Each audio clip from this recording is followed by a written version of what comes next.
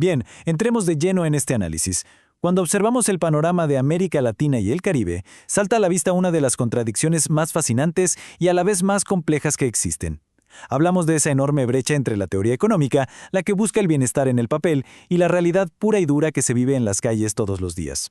En los próximos minutos vamos a desmenuzar exactamente cómo chocan los altos ideales de la justicia social con los fríos datos económicos.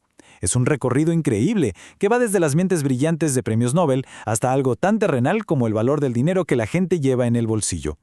Para arrancar y darle peso a todo esto, hay una reflexión de Amartya Sen, Premio Nobel de Economía, que da justo en el clavo. Él dice, una persona puede tener razones para sentirse obligada hacia otros por el mero hecho de tener el poder suficiente para remediar una injusticia. Y ¡wow! Eso cambia la perspectiva, ¿verdad? Nos recuerda que el diseño de políticas públicas no es solo administrar presupuestos, es asumir una obligación ética y activa para reducir las enormes asimetrías que frenan el desarrollo en la región. Así que nuestra ruta de hoy para entender este fenómeno es muy clara. Primero, la trampa de la desigualdad. Segundo, las teorías de la justicia social. Tercero, el constitucionalismo y los derechos. Cuarto, las transferencias y la protección social. Y quinto, cerraremos con la inflación y la vulnerabilidad económica. Empecemos entonces con el punto número 1. La trampa de la desigualdad, una realidad persistente. 0,452. Ese es el coeficiente de Gini para la región en 2023. Y seamos sinceros, es una cifra que enciende todas las alarmas. Pese a décadas de cumbres internacionales y promesas, América Latina y el Caribe sigue anclada como la región más desigual del planeta. Es lo que la CEPAL llama, muy acertadamente, una trampa, un estancamiento casi crónico que frena el desarrollo inclusivo, dejando la riqueza concentrada en un polo mientras millones se quedan atrás. Y la tendencia histórica de la pobreza subraya perfectamente la magnitud de este reto. Las proyecciones muestran una pobreza estancada en un 26,8% para 2024. Imagínense, a pesar del boom económico de principios de los 2000 o de los grandes cambios globales, reducir de forma sostenida la pobreza absoluta sigue chocando contra muros inmensos y súper arraigados. Ahora, estas barreras no surgen de la nada. Están sostenidas por lo que se conoce como la matriz de la desigualdad social. Pensemos en estos factores como engranajes de una misma máquina. Si hay baja movilidad social, las oportunidades se dictan desde la cuna. Si el mercado laboral está segmentado, gran parte de la gente se queda atrapada en la informalidad. Y si le sumamos las brechas de género, territoriales o étnicas, bueno, la desventaja se hereda de generación en generación. No es solo falta de dinero, el problema es que el propio sistema reproduce la vulnerabilidad. Y aquí pasamos al punto 2, teorías de la justicia social. Rawls versus Sen. El primer gran enfoque teórico es el de John Rawls y su famosa justicia como equidad. Básicamente, Rawls dice que la equidad se logra repartiendo bien los recursos fundamentales, lo que él llama bienes primarios, derechos, libertades y riqueza. Para este enfoque todo recae en las instituciones. Si el sistema es justo y asegura que cualquier desigualdad funcione únicamente a favor de los que menos tienen, listo, la sociedad cumplió su objetivo. Pero, y aquí es donde la cosa se pone realmente interesante. Amartya Sen plantea un contraste espectacular. Mientras Rawls se enfoca en entregar los recursos, Sen lanza una crítica demoledora. Oigan, tener el recurso en la mano no garantiza que vayas a estar bien. Él sostiene que debemos fijarnos en las capacidades y las libertades reales. Su idea revolucionó todo porque nos dice que medir solo ingresos no sirve de nada si las personas no tienen la oportunidad verdadera de usar esos recursos en su vida cotidiana. Para aterrizar esto, la analogía que usa Sen es brillante. Imaginen darle exactamente la misma cantidad de recursos a dos personas distintas. El resultado no va a ser el mismo. ¿Por qué? Porque la salud, la educación o el entorno de cada quien dictan qué tanto pueden convertir esos bienes en logros reales. Para Sen, la igualdad de verdad no es solo repartir cosas, es expandir las libertades efectivas, reconociendo que todos partimos desde realidades súper distintas. Esto nos lleva a la sección 3, constitucionalismo y derechos. Históricamente, las constituciones del siglo XIX eran superliberales. Su meta principal era simplemente evitar que el Estado se metiera en la vida del individuo. Pero en el siglo XX, el mundo dio un giro radical con el constitucionalismo social. Con documentos pioneros como la Constitución de México en 1917, la de Weimar en 1919 y la de España en el 31, los derechos sociales pasaron a tener, literalmente, el máximo nivel de protección legal. Y el cambio de juego aquí es brutal porque el Estado abandona ese rol pasivo de solo observar.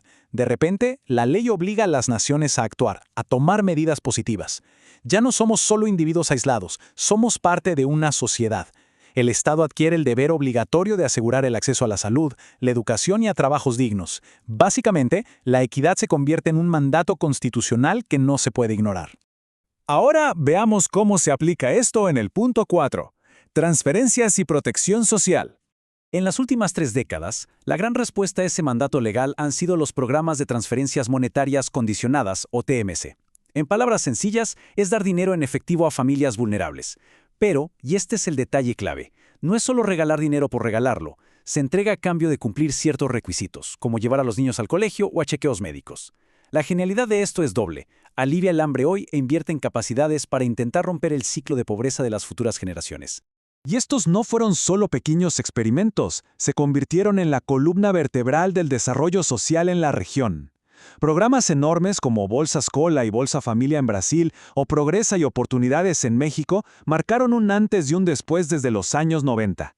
Hoy, esta maquinaria de política pública ayuda activamente a mejorar la nutrición y mantener a los estudiantes en las aulas, haciendo valer los derechos sociales en más de 20 países. Y cuando miramos el impacto a lo largo del tiempo, la expansión ha sido francamente masiva. Al comparar 2015 con 2023, el crecimiento de la protección social es impresionante. Las estadísticas nos dicen que más de 180 millones de personas reciben asistencia continua. Es un logro titánico a nivel administrativo, diseñado precisamente para amortiguar los golpes de esa trampa de desigualdad de la que hablábamos. Pero bueno, aquí viene el golpe de realidad. 46,8%. En promedio, todo este dinero de las transferencias apenas cubre ese porcentaje del déficit de ingresos que tiene una familia pobre. O sea, sí, expanden libertades y logran bajar los índices de pobreza extrema, claro que sí, pero definitivamente no son una varita mágica. Por sí solos, estos montos no alcanzan para rescatar completamente a los hogares de su vulnerabilidad estructural. Y así llegamos a la pieza final del rompecabezas, la sección 5. Inflación y vulnerabilidad económica. Esto nos pone de frente ante un escenario económico súper perturbador. Ese 28,94% que analizamos corresponde a la diferencia que hubo en Venezuela a principios de mayo de 2026 entre el tipo de cambio oficial y el mercado paralelo. Una brecha así de gigante es el síntoma de una volatilidad cambiaria brutal que inyecta un nivel de caos absoluto en los precios de las cosas más básicas para la población. Cuando analizamos el impacto de esta inestabilidad, el panorama es realmente duro. Si hay una distancia tan abismal entre lo que dicta el gobierno central y el precio real al que la gente compra en la calle, la inflación se dispara sin control. ¿Y cuál es la consecuencia más triste de todo esto? Que el poder adquisitivo de cualquier persona de a pie se pulveriza, casi en un abrir y cerrar de ojos. Entonces, la conclusión más fuerte de todo este análisis es que los datos económicos chocan de frente con la filosofía. Volviendo a lo que decía Amartya Sen, de muy poco sirve que el Estado reparta bonos o dinero en efectivo si vives en una economía donde la inflación se come el valor de ese dinero antes de que puedas usarlo.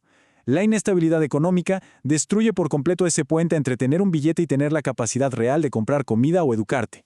En resumen, la inflación no solo licúa el dinero, licúa directamente la libertad real. Y para cerrar este análisis, vale la pena dejarnos con una pregunta que realmente nos ponga a pensar. Si una política otorga recursos, pero la economía a su alrededor destruye todo su valor, ¿de verdad hemos expandido la libertad? Es una reflexión profunda que nos demuestra algo clave. El desarrollo inclusivo no se logra solo escribiendo constituciones perfectas o diseñando grandes programas de ayudas. La justicia social y la estabilidad económica tienen que caminar de la mano, sí o sí. Porque sin una economía sana, los esfuerzos de equidad se quedan en buenas intenciones, y la libertad real sigue siendo inalcanzable.